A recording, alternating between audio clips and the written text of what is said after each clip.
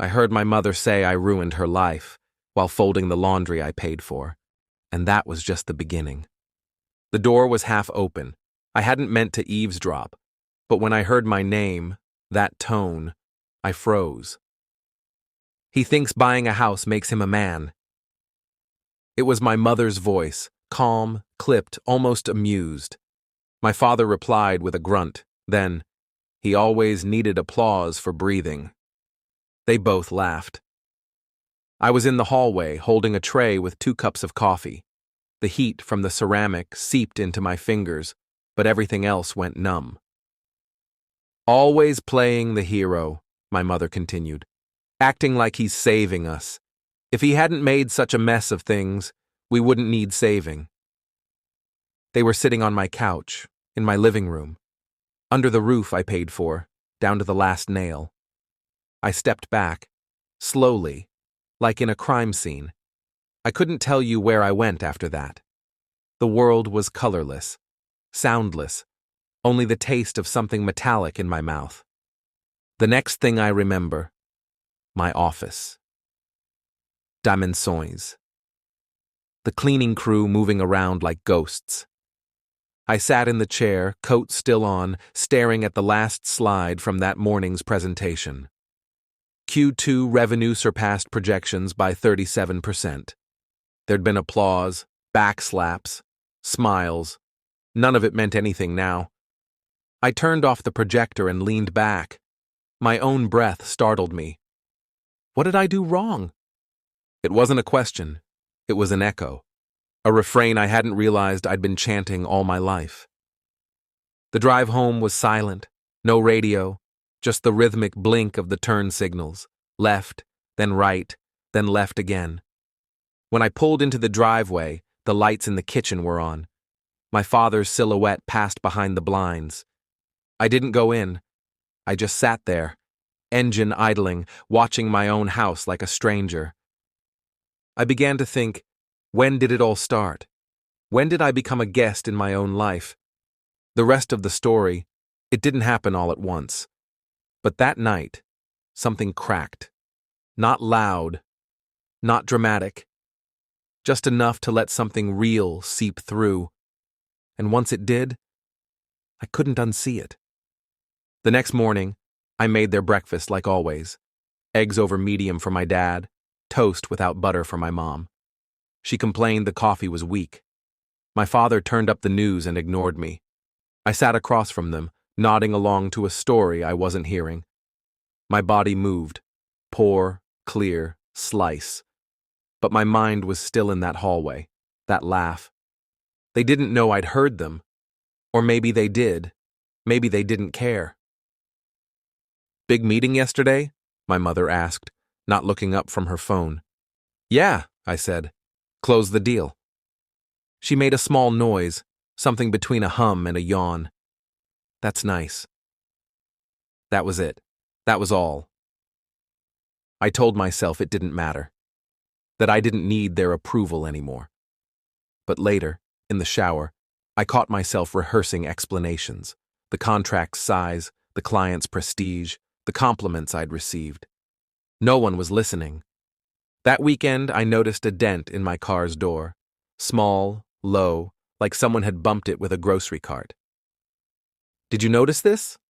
I asked my dad, who sometimes took it to the store. He shrugged. Probably was already there. I knew it wasn't, but I let it go. That was the pattern. Let it go. Because making noise wasn't love. Being easy was. I started watching them, closely. Not with anger, not yet, but with the eerie detachment of someone studying strangers. At night, I'd hear them talking in their bedroom. The walls were thin. Sometimes they whispered. Sometimes they didn't bother. He always was too sensitive, my mother said one night. Thinks he's better than us now. Well, he's not. That line hit different. Not just cruel, purposeful, sharp. And then suddenly, it all came rushing back. I was 12. It was the school science fair. I built a model of a working wind turbine out of scraps. My teacher said it was the best she'd seen in years. My mom had glanced at it and said, "That's cute." My dad had asked if I could stop leaving junk on the kitchen counter. I remembered birthdays with no candles, apologies I gave first, gifts I bought with chore money, promises I made, never asked for. I remembered how, after college, I'd sent half my paycheck home every month, without them asking. They never refused. They also never said thank you. I thought about the way my mom still called me her boy when her friends came over. How my father introduced me as the one with the fancy office. Like I was a product, a brand they owned. I stopped sleeping, stared at the ceiling for hours, ate standing up in the kitchen, avoided mirrors. One night, I texted Max, my college roommate. We hadn't spoken in years.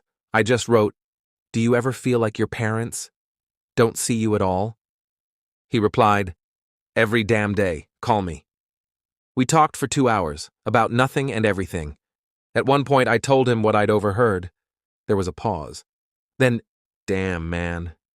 I'm sorry, that's not okay." It was the first time someone said it out loud. Later that week, I booked a session with a therapist. I didn't know what to say when she asked what brought me in. So I said, "I think I've been trying to earn love that was never offered." She nodded. "Tell me more." And for the first time I did. But I still made them breakfast, still smiled, still paid their bills. I wasn't ready to move. Not yet. But I had started watching the door. I started testing the walls of the prison I'd built. It began with small things. I stopped leaving cash on the counter. Didn't refill the pantry the moment it got low. When my dad asked if I could run and grab more laundry detergent, I said, "Maybe later." He stared at me like I'd spoken another language. That night, I reviewed my bank records, line by line, rent, utilities, medical bills, groceries, a credit card I didn't recognize. They'd been using it freely. I printed out the last 2 years and highlighted their expenses in red. It wasn't just support, it was full-blown dependence. Max called the next day. I told him about the numbers. "Jesus," he said, "you could have paid for your own retirement." I was trying to give them comfort. "No, man, you were giving them your spine." His words stuck. That night, I stared at the pile of red highlighted statements. I couldn't sleep. I got up, poured a drink, and walked through the house. In the guest room, their room, I paused. My father's shoes were in the hallway, my mother's teacup on the nightstand. Their coats hung on my hooks. It wasn't mine anymore. The next morning, I changed the Wi-Fi password. "Internet's down," my mom said at breakfast. I nodded. "Yeah, might be time for a reset." She didn't respond, but she noticed. At therapy, I talked about guilt, about how, every time I said no, something in me twisted, like I'd kicked a child. "It's called parentification," my therapist said. "You were made responsible for their emotions, their needs, their comfort. But they're my parents. And that's not a blank check." I sat with that. Let it settle like dust. A week later, my mother asked if I could help cover a dental bill. She smiled when she said it. Soft, sweet, almost embarrassed. I said, "No." Her face didn't change, but her eyes went cold. "What do you mean, no?" she said. "I mean, I can't keep paying for everything." Silence, like a power outage. My dad looked up from his crossword. "You getting stingy now?" I didn't answer. I stood, walked out, left my own house like a stranger. I drove to the office, closed the door, sat in the dark. That night, I opened a private savings account, transferred a third of my funds. Then, I started looking at real estate in other cities. I didn't tell anyone. One night, I took Max's advice and recorded a conversation. I left my phone on the kitchen counter, screen down. They thought I was upstairs. "He's slipping," my dad said, acting all distant, ungrateful. "He probably thinks he deserves a medal for feeding us," my mother replied, "like we didn't raise him. No loyalty, No damn respect. Click. Saved. Later, I listened to it again. Not because I needed proof, but because I needed to stop doubting what I already knew. I played it for my therapist. She didn't flinch. What do you want to do next? I want to get out. She nodded. So, let's plan it. The next step wasn't revenge. It was reclamation. I tried to be tactical, strategic, but no plan survives contact with your parents. 3 weeks into my quiet exit plan, my mother accidentally found the printed bank statements. I'd left them tucked behind my files, not hidden, but not out in the open either. She confronted me in the kitchen. What is this? She held the pages like dirty laundry. I didn't flinch. My financial records. She slapped them on the counter. So now you're auditing us? My father walked in mid-sentence. What's going on? He's keeping score, she snapped, like we're tenants. I looked at them both. You are. My mother recoiled, like I'd struck her. We're your parents. And I've given you over $200,000 in the past 4 years. My father narrowed his eyes. You're calculating love now? Number, I'm calculating exploitation. His voice dropped. Watch your mouth. I didn't. Or what? The air froze. My chest was pounding, but my face stayed blank. Years of training. My mother's voice turned theatrical. After all we gave up for you, you gave me shame and fear and silence. They stared. I thought if I was good enough, worked hard enough, maybe you'd treat me like more than an ATM with a heartbeat. My father snorted. Poor little success story. That line broke something. I left the house that night. Not forever. Not yet. But I checked into a hotel 2 miles away and stared at the ceiling till morning. Max called. I told him what happened. You okay? No. Good, he said. Means it's real. At work, I fumbled everything. Missed deadlines. Forgot names. My assistant gently asked if I needed time off. I nodded. Yeah, I think I do. Instead of resting, I drove 6 hours to visit my sister. We hadn't spoken much in years. Not because we fought, just drifted. She'd escaped earlier, married young, moved far. She opened the door barefoot in sweats. Her toddler clung to her leg. I stood on her porch for a beat. Then, I think I finally see what you saw. She blinked, then stepped aside. We sat in her backyard, plastic toys around our feet. I told her everything. She didn't interrupt. At one point, she said, You always tried to fix it. I just tried to survive it. I nodded. I thought fixing it would make them love me. She looked away. They don't know how to love. That night, I cried on her couch. Full body sobs. Quiet, shaking, childlike. I'd never done that before, not once. When I returned, the house smelled different. Like they'd cleaned everything to erase the confrontation. My room was untouched, but my bookshelf was rearranged. My laptop was unplugged, and the red folder with my exit plan, gone. I confronted them in the living room. My mother didn't even pretend. We found your little file. I kept my voice flat. That was private. My father leaned forward. You planning to abandon your family? I'm planning to stop being your employee. You want gratitude? He hissed. Buy a dog. I laughed, one sharp, broken sound. Then I turned, went to my room, locked the door, and sat on the floor. Everything was crashing. Every line I drew, they erased. Every truth I spoke, they mocked. In the dark, I whispered, Maybe I am the villain. Maybe loyalty wasn't noble. Maybe it was cowardice. I stared at the closet for a long time, then stood up, opened it, and pulled out a suitcase. No more metaphors, no more waiting. I had to burn the house before it burned me. I stopped trying to win. I stopped explaining, convincing, hoping they'd see. They wouldn't. They couldn't. Something inside them was broken, and it wasn't my job to fix it anymore. My therapist helped me build the structure, a date, a list, a script. "You're not leaving in anger," she said. "You're choosing alignment." It sounded soft, but it felt like war. I called a realtor, quietly, anonymously, listed the house. Within a week, there were offers.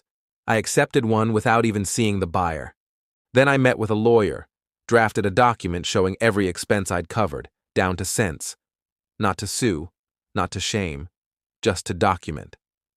On the night before I was set to tell them, I stood in the backyard, holding the deed. My name on the paper, the garden I planted, the patio I built with my own hands. Gone. Max texted, "You good?" I replied, "I will be." In the morning, I made coffee, sat them down. My mother sensed it first. "You look different." "I am," I said, "and this conversation will be short." They stared. I laid out the document. "This is everything I've paid for since you moved in. I'm not asking you to reimburse me. I'm just showing you." My father waved a hand. "We get it. You're mad." "I'm not mad. I'm done." My mother narrowed her eyes. "Done with what?" "Everything." Silence. I continued, calm. "The house is sold. I'm moving in 3 weeks. I've arranged a 6-month rental for you, fully paid. After that, you're on your own." My father leaned forward. "You think you're a hero now?" "No," I said. "I think I was a hostage, and now I'm walking out." They both started talking over each other. Accusations, history, wounds turned into weapons. I stood. "You don't have to understand," I said. "You just have to accept it." My mother looked at me like I was a stranger. Maybe I was. She said one word. "Selfish." I nodded. Finally. That night I slept, deep, dreamless, like someone who had just removed a tumor. The next few days, I packed methodically, box by box.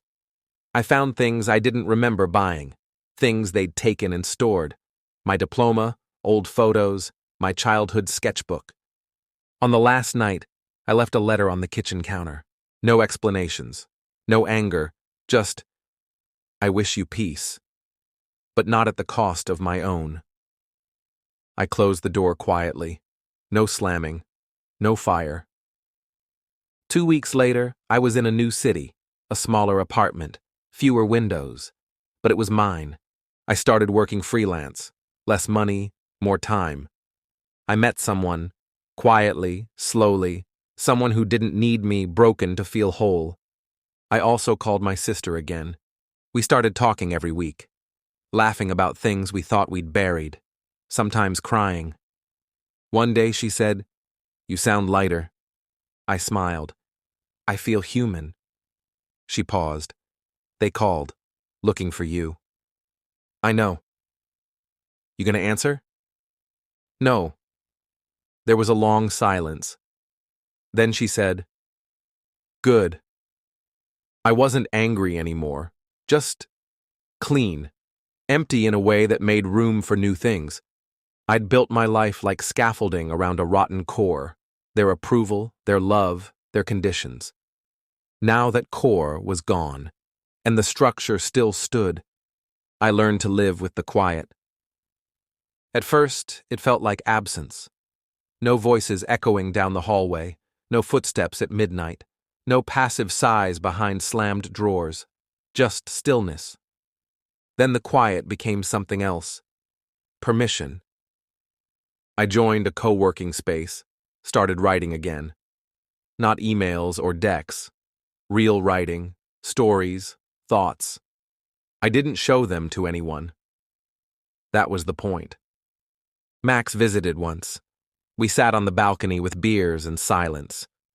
"You know," he said, "I didn't think you'd actually do it." I looked at him. Me neither. He raised his bottle. To that guy who finally said no. To the guy who finally meant it, I said. Work came in waves. I chose only what I wanted. For the first time, I wasn't afraid of less. One afternoon, I ran into someone from my old office, Daniel, the senior VP. He looked surprised to see me in jeans, holding coffee, unbothered. I heard you left. Yeah, I said. I'm good. He hesitated. They're not. HR's been fielding messages from your parents. I blinked. What? They've been calling, saying they're worried, asking if you're mentally unstable. A laugh escaped me. Too sharp, too loud. People turned. Of course they are, I said. Daniel looked uncomfortable. I didn't know what to say.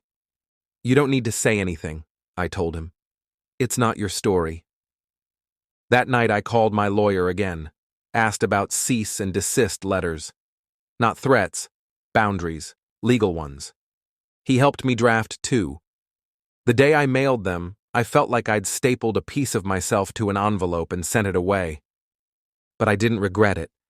Then came the letter. No return address, familiar handwriting. It was from my mother. I don't understand why you're doing this, she wrote. You were always such a good boy. Your father is hurt. We're worried. Families don't abandon each other. I read it twice. Nowhere in it. An apology, a question, a sliver of self-reflection, just a mask of concern over a skeleton of control.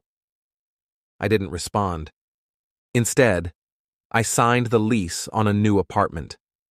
Bigger, sunlight in every room, a small studio in the corner with a window overlooking the city. I unpacked the last box, stood in the middle of the floor and said out loud, "This is mine." No one was there to hear it, but it didn't matter. This time, the echo belonged to me. I got invited to speak at a panel, Resilience and Reinvention in Midlife. Funny, I never thought of myself as resilient, just exhausted. The venue was a sleek downtown auditorium, rows of clean chairs, filtered lights, microphones that didn't hum. I wore a simple blazer, no tie, my own clothes now. The other panelists shared their stories, layoffs, divorces, reinventions. I listened, nodded, sipped water. When it was my turn, I hesitated, just for a second. Then I spoke. I used to believe sacrifice was love, I said.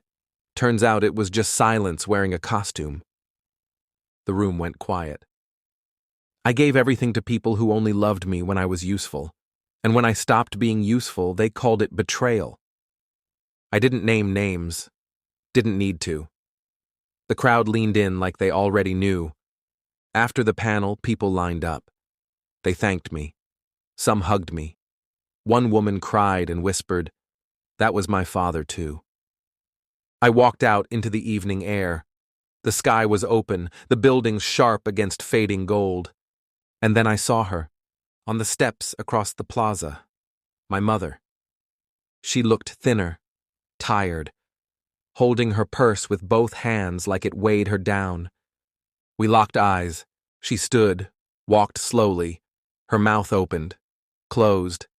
Then, I saw the ad. I figured, maybe you'd be here. I didn't move. Just let the silence stretch. She reached into her bag, pulled out a photo. Me, age 10, science fair, the turbine. I kept this, she said. I nodded. You kept a lot of things. I didn't know how to be better. You didn't try. She blinked. Her lip trembled. We were scared, she said. We didn't want to lose you. You never had me. She reached forward, hesitated, then dropped her hand. So that's it? Yes. She stood there, small, not monstrous, just broken. I turned, walked away. People were still coming out of the building. Lights buzzed, taxis honked. I passed through it all like water. At the corner, I stopped, looked back. She was gone, and I didn't feel relief, or rage, or triumph. I felt still. That night, I posted a short essay on a blog Max had helped me start. It was called "The Day I Stopped Being a Good Son." It went viral within a week. Not because it was special, but because it was true. People messaged, shared their stories, sent pictures of empty rooms, packed bags, letters never mailed. I read every one, and I responded to most with the same 2 words: I see you. Because I did. I had walked through fire, and when the smoke cleared, I wasn't a victim. I was free. She stood on my doorstep. I closed the door,